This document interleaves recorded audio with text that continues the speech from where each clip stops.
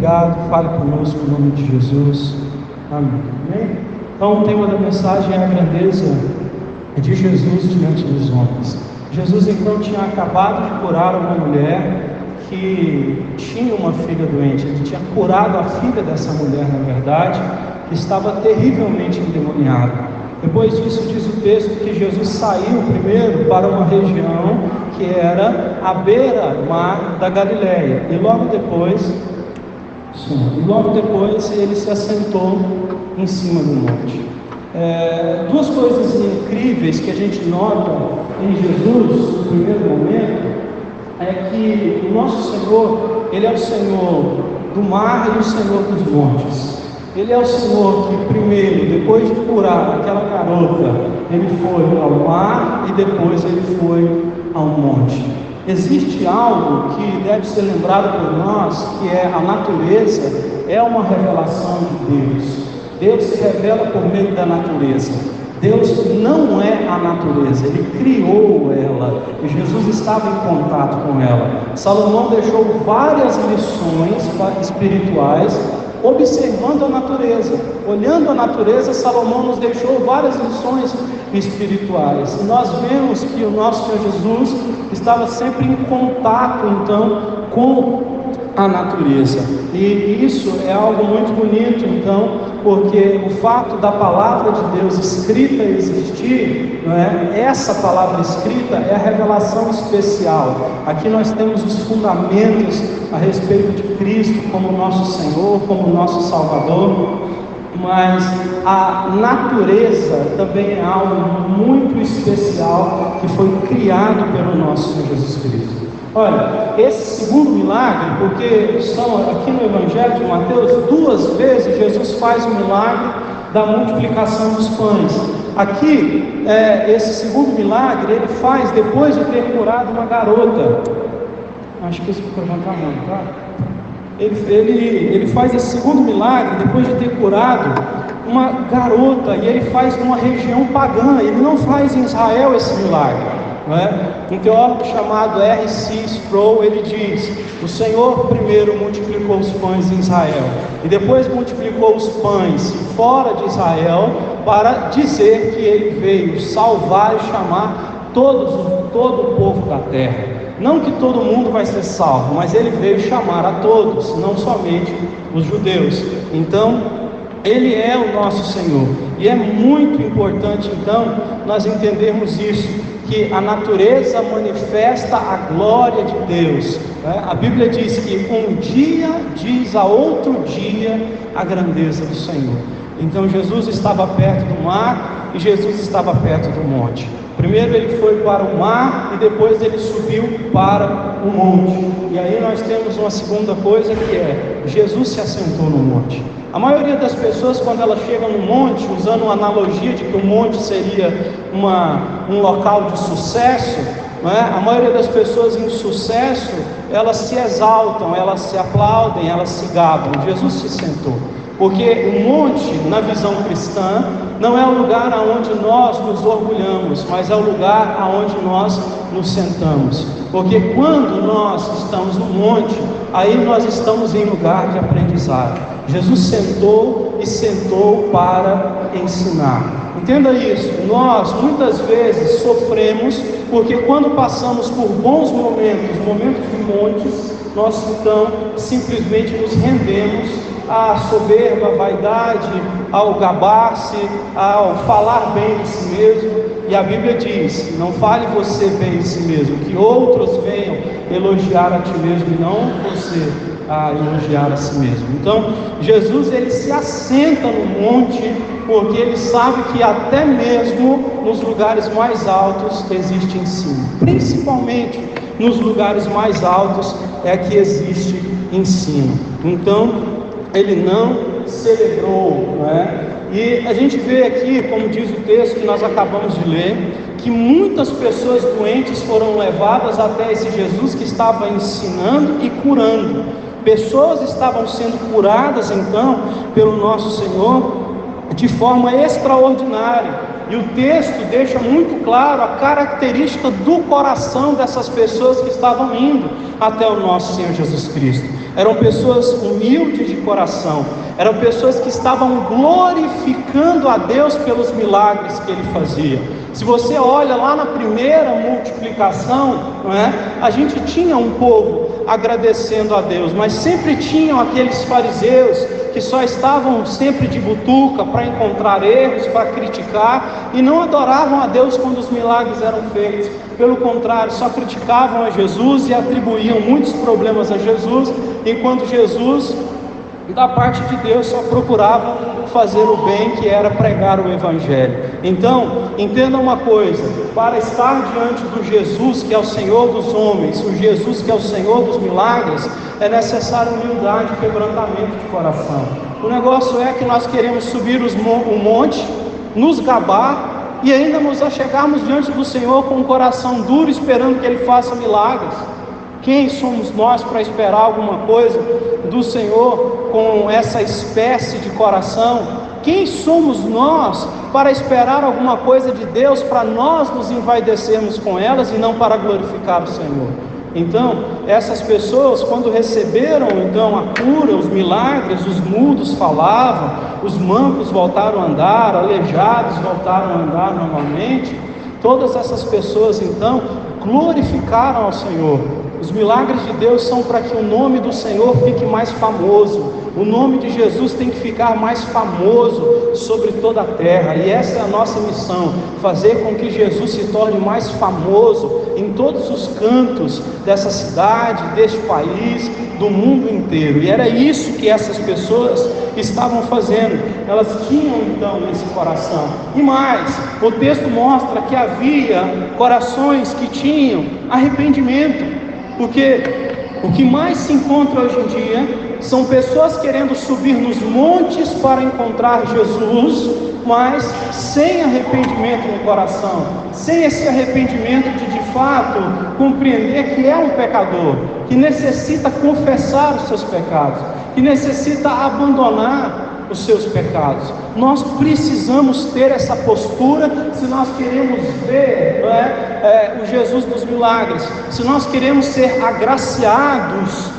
Nós minimamente devemos o quê? Sermos humildes, entendermos que o milagre é para a glória de Deus, confessarmos os nossos pecados. Se Deus quiser, Ele fará um milagre sobre nós. Então o nosso coração tem que voltar a se posicionar numa direção correta. Então é muito interessante a gente entender que Jesus estava preocupado em primeiro lugar em ensinar. Por isso que Ele sentou em cima do monte.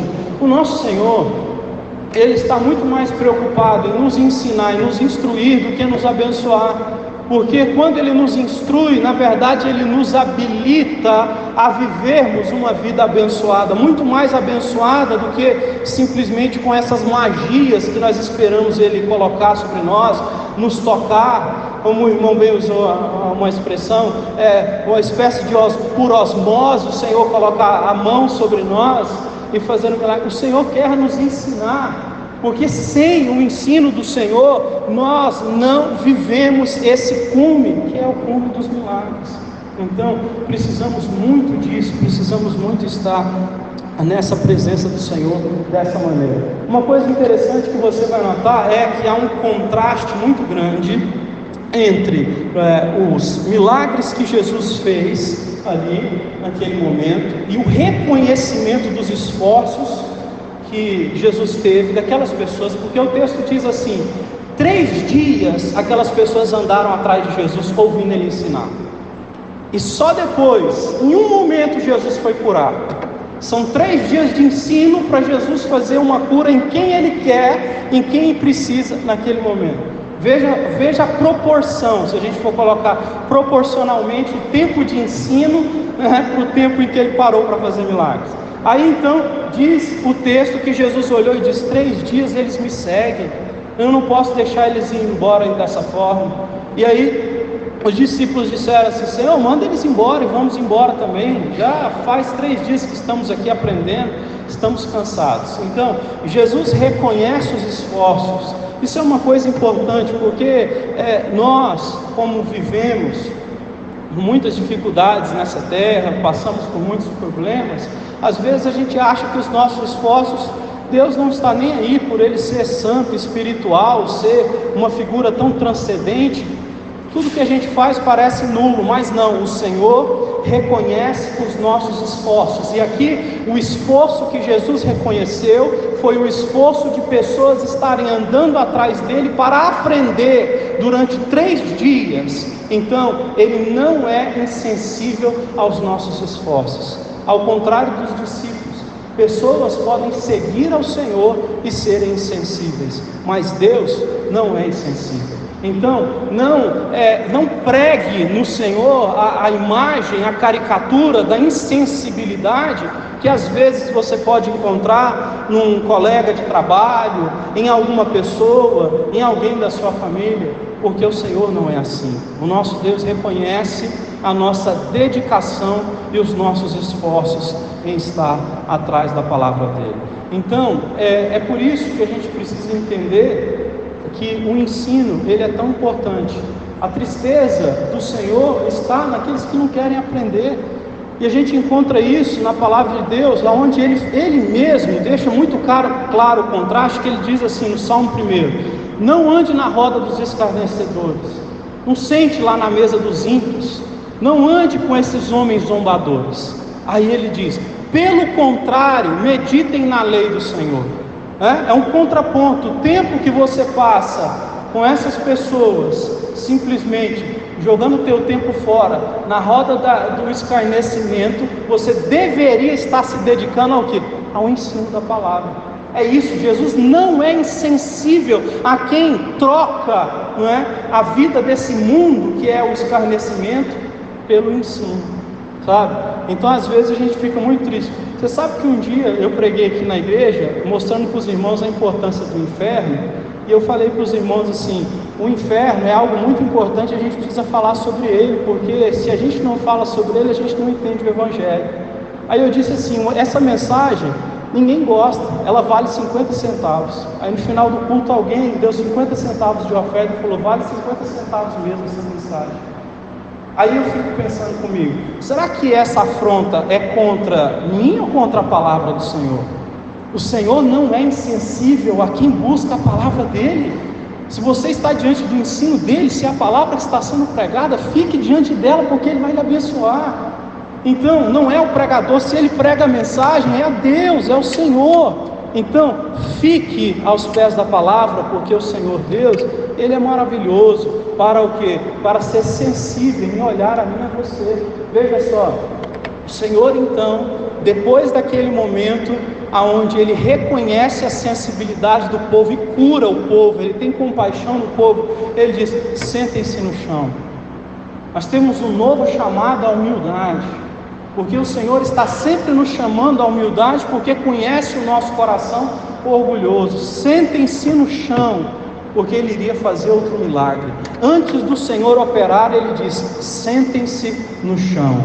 O Senhor disse a Josué: Josué, diga ao povo que se santifiquem, porque amanhã eu farei milagres entre vocês. Sentem-se no chão antes que o Senhor faça os milagres. Então ele mandou com que todos se assentassem, organizou tudo aquilo, pediu aos discípulos que organizassem tudo aquilo, porque um milagre ia acontecer, que era a segunda multiplicação dos pães.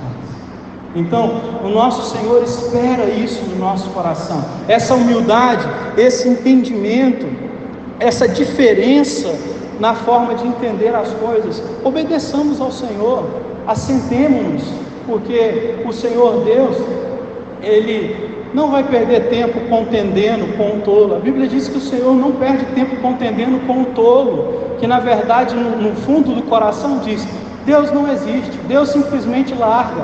É por isso que algumas pessoas você diz assim: como é que pode a pessoa pecar tanto e Deus não fazer nada? Deus simplesmente abandona, ele entrega essas pessoas às suas próprias concupiscências. Romanos capítulo 1 diz isso. Então simplesmente seja grato ao Senhor por ele estar dizendo: sente-se no chão.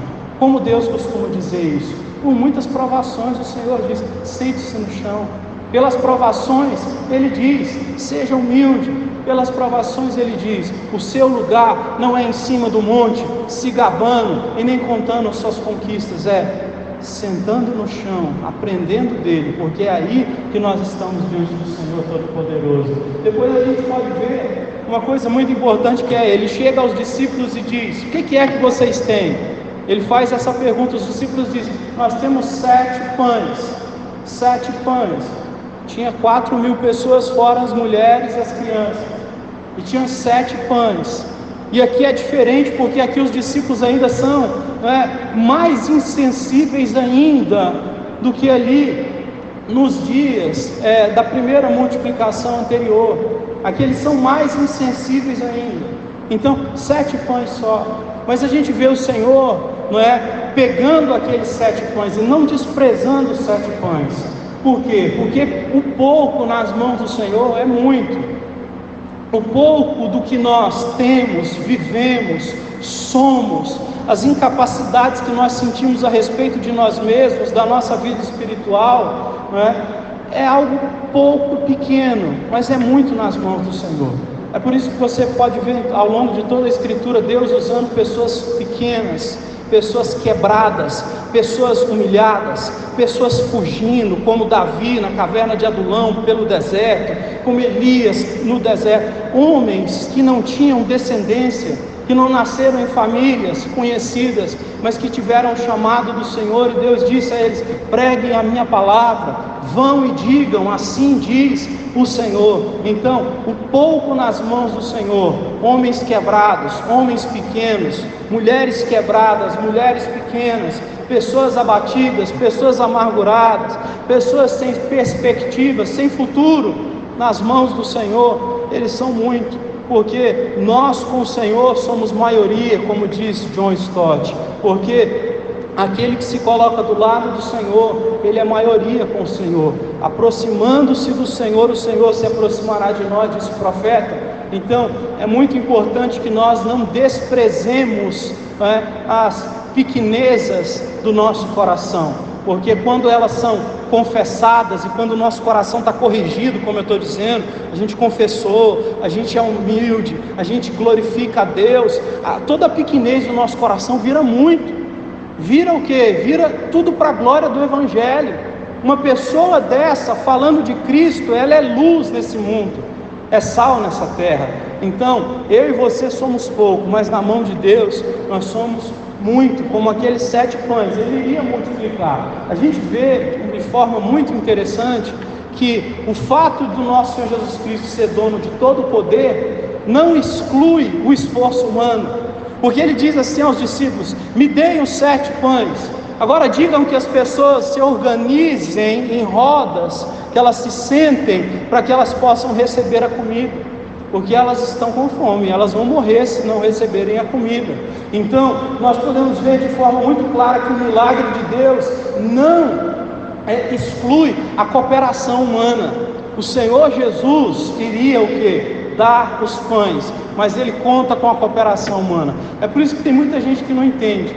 Se Deus é soberano, por que eu preciso fazer alguma coisa? Se Deus é soberano, por que eu preciso orar? Se Deus é soberano, por que eu preciso lutar para que as coisas aconteçam? Se Deus é soberano para salvar, por que eu preciso pregar o Evangelho? Porque a soberania de Deus não exclui a cooperação, a responsabilidade dos seres humanos. E nós, então, somos privilegiados por podermos cooperar com Deus. Alguns dizem assim, eu gostaria muito de que a minha vida tivesse sido como a do ladrão, vivido em pecado o tempo inteiro e ido para o céu só no dia final. Engana-se, porque é um privilégio viver, ser salvo pelo Criador e poder viver para a glória dele, pregando a mensagem, vivendo a nossa família de forma cristã. Isso é algo maravilhoso, algo extraordinário. Então, lembre-se disso, o fato de Deus fazer milagres não quer dizer que você não deve fazer nada, não é? A verdade é que os discípulos colocaram as mãos na massa e cumpriram a ordem do Senhor.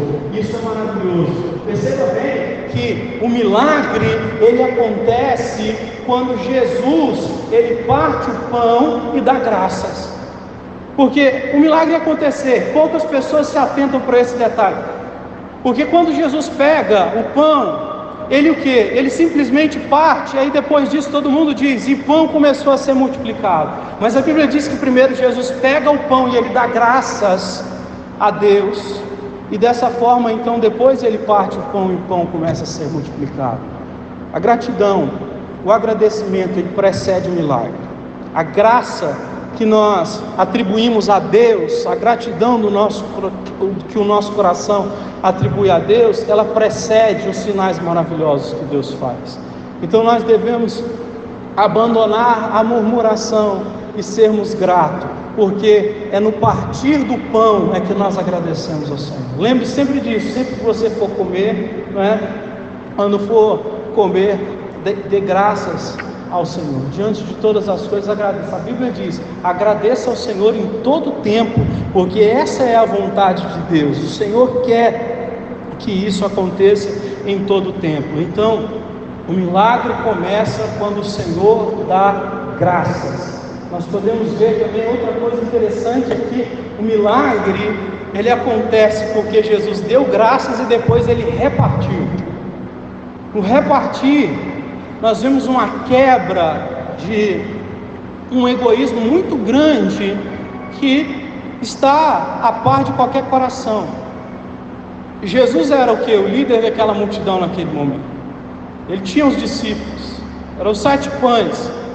Ele poderia simplesmente se deixar levar, partir aqueles pães entre eles e deixar tudo acontecer. Mas foi no repartir, foi quando de fato então houve um vencimento do egoísmo, e quando houve então um doar de si mesmo, como diz Paulo em Filipenses capítulo 2, no versículo de número 4, pensem primeiro nos interesses dos outros e depois nos seus. É quando Jesus faz isso que o milagre acontece. Você percebe nessa palavra que eu estou pregando como a gente está distante do milagre? Porque nós estamos distante dos princípios. Porque existem princípios que precedem milagres. Então nós estamos muito distantes de muitas coisas por causa disso. Porque são coisas que parecem tão simples, ou às vezes insignificante, ou às vezes difícil demais de praticar, que nós simplesmente deixamos de lado. Então nós não vivemos isso. É mais fácil olhar para si mesmo do que partir o pão. E foi no partir que o milagre do nosso Senhor ele acontece. Você vê que Jesus ele multiplicou, mas foi os discípulos quem distribuíram. Jesus então, quando ele dá graças e parte o pão, ele dá o pão aos discípulos e os discípulos distribuem então esse pão. Percebe isso? O Senhor poderia simplesmente, de uma forma soberana e sobrenatural, pregar o Evangelho ao mundo inteiro, descer de forma soberana e falar sobre Cristo, e simplesmente quem é eleito a salvação, crer e ser salvo, quem não é, ser condenado. Mas não, ele simplesmente deixa essa responsabilidade conosco. Porque o pão aí, na figura analógica, é o que? A palavra de Deus, e quem distribui somos nós. Então, o Senhor, ele poderia muito bem fazer todo o trabalho, mas ele resolveu dividir conosco, e isso é uma coisa que é muito linda, porque Deus nos ama tanto e nos privilegiou tanto, que ele nos achou até mesmo com a dignidade de cumprir uma função celestial, que é de levar o pão aos demais. Então, o Senhor é quem multiplica o pão, mas quem leva o pão é eu e você. Você já viu isso? Que muitas pessoas simplesmente dizem, não, eu já orei, se Deus quiser ele faz, se não quiser não faz. Nós nos enganamos muito, dessa forma, porque nós deixamos de cooperar com Deus. Paulo diz, sejais cooperadores do Senhor e não desanimais, porque em tempo oportuno vocês vão colher. Então, nós devemos ser cooperadores do Senhor, devemos tomar muito cuidado com esse negócio de, não, eu já orei. Alguns começam a entender errado, e precisamos entender que cabe a nós distribuir, e essa distribuição tem a ver em primeiro lugar com a pregação do Evangelho, tem a ver também com a distribuição dos bens, para que nós possamos ajudar os necessitados, os pobres, para que nós possamos acolher os moribundos, Então, é do feitio cristão isso. É por isso que a fé cristã, ela não é para muitos, Por quê? Porque ela não é confortável, como disse C.S. Lewis. Se você quer uma religião confortável, eu não te indico o cristianismo, porque não é uma religião confortável. Então, os discípulos é que foram distribuir. Eles estão 3 dias ouvindo uma mensagem, são duros e manda todo mundo embora. Jesus vai lá e diz: o que vocês têm? 7 pães, ainda está tomando o que eu tenho? Poxa, agora é eu que vou morrer aqui. Não é? Pensa na cabeça do discípulo insensível, não é? Aí Jesus vai lá e faz aquele milagre e diz: sirva, ainda tenho que servir, poxa, eu não preciso. Essa é a cabeça de quem não entendeu o Evangelho. Agora, o Evangelho compreendido é essa, é o discípulo que se alegra em poder distribuir o pão, porque lá em Hebreus mesmo diz, eu não me canso desse texto, que diz que os anjos, né, eles queriam a oportunidade de pregar o Evangelho, e o Senhor deu essa graça aos homens, e isso é maravilhoso. Então, nós que estamos aqui diante do Senhor, acho que até faltou, esqueci de mandar, precisamos entender que a provisão do nosso Deus, ela é sempre muito maior do que a gente espera.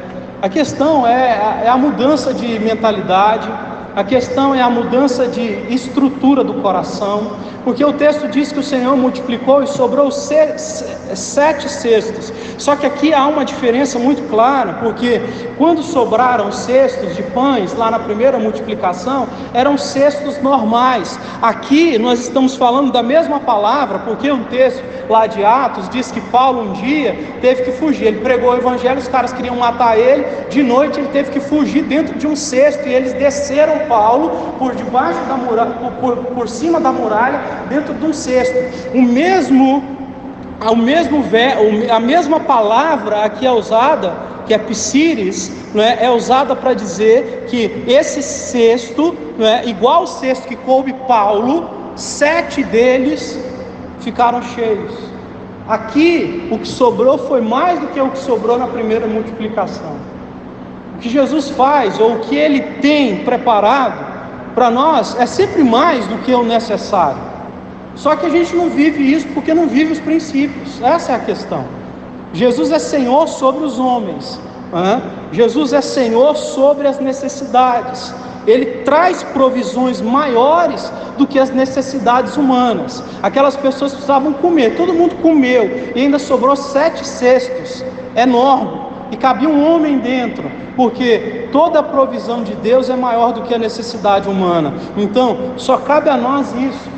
A nossa conclusão, então, para a gente finalizar, é que nós precisamos nos voltar ao Jesus da Bíblia, não o Jesus da nossa imaginação. Calvino disse isso, que a nossa mente é uma fábrica de ídolos. C.S. Lewis disse: eu não quero adorar o Deus que a minha mente criou, eu quero adorar o Deus das Escrituras.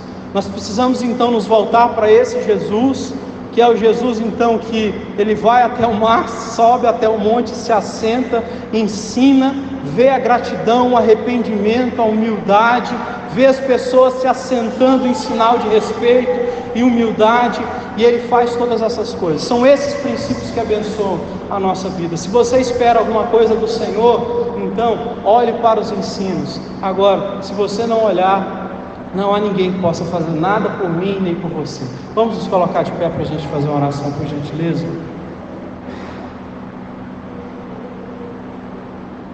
Se você puder, feche seus olhos para a gente fazer então essa oração.